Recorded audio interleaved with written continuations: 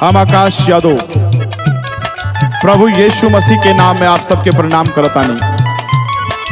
रउआ सभे के बीच में एक गीत भेज रहल बानी, जवना गीत के बोल हक का करबा धनवा जगत में बटोर के। ई धन ई दौलत ए बाबूजी कुल एक दिन यही छूट के चल जाई, और कुछ हमनी के ना लेके आयल हई ना कुछ लेके जायल छई। आज सुनल जा का करबा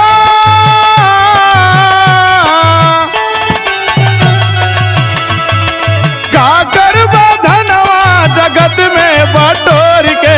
मुक्ति तू लेला प्रभु से प्रीत जोड़ के। मुक्ति तू लेला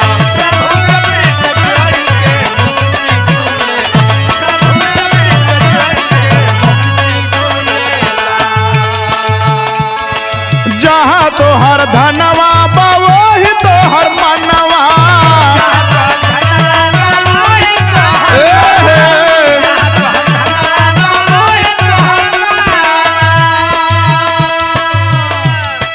हरदम गारत ले बातों के सैतानवा।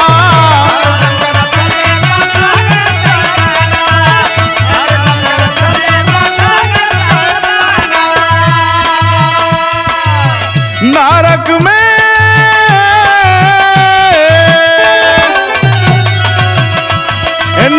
में ले जाई कदी सबके बटोर के।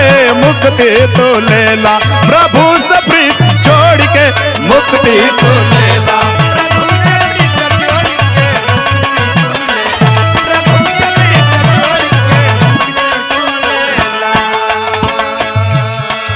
ये दुनिया में केतनो खैबा लेकिन भूखैले रह जीबा।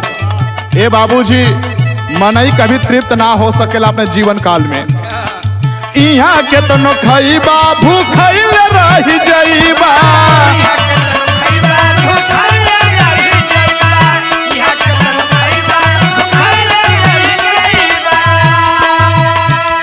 स्वर्ग के रोटिया से तृप्त हो जाइबा। जय हो जय हो। यीशु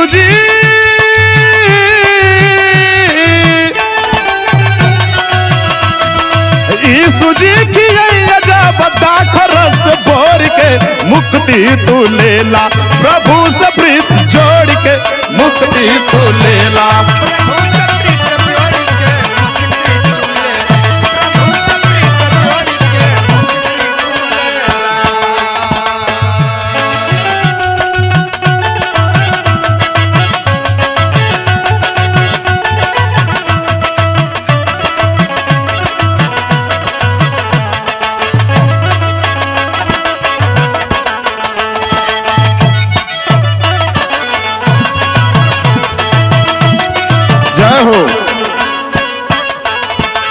हवा के धनवा में लहज की रकाई।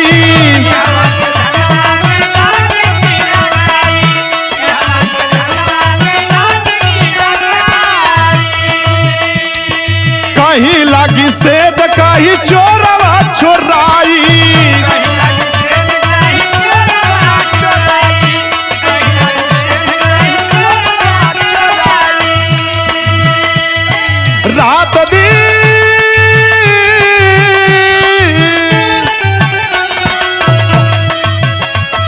रात दिन बैठ रहा केतनो या गोर के।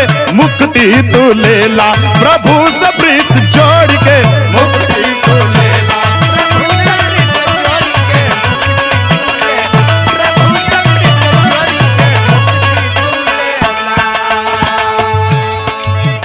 किसान प्रभु यीशु मसीह हमनी के फसल है जा। जही दिन किसनवा बहुर खरिहनवा।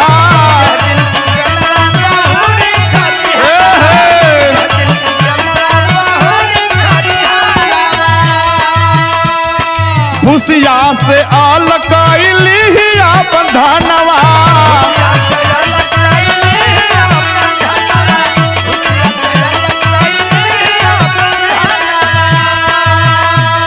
सुबवा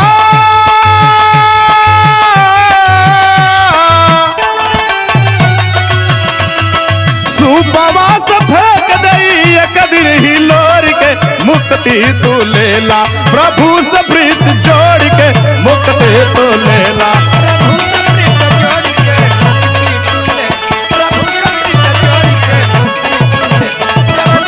जय हो जय हो।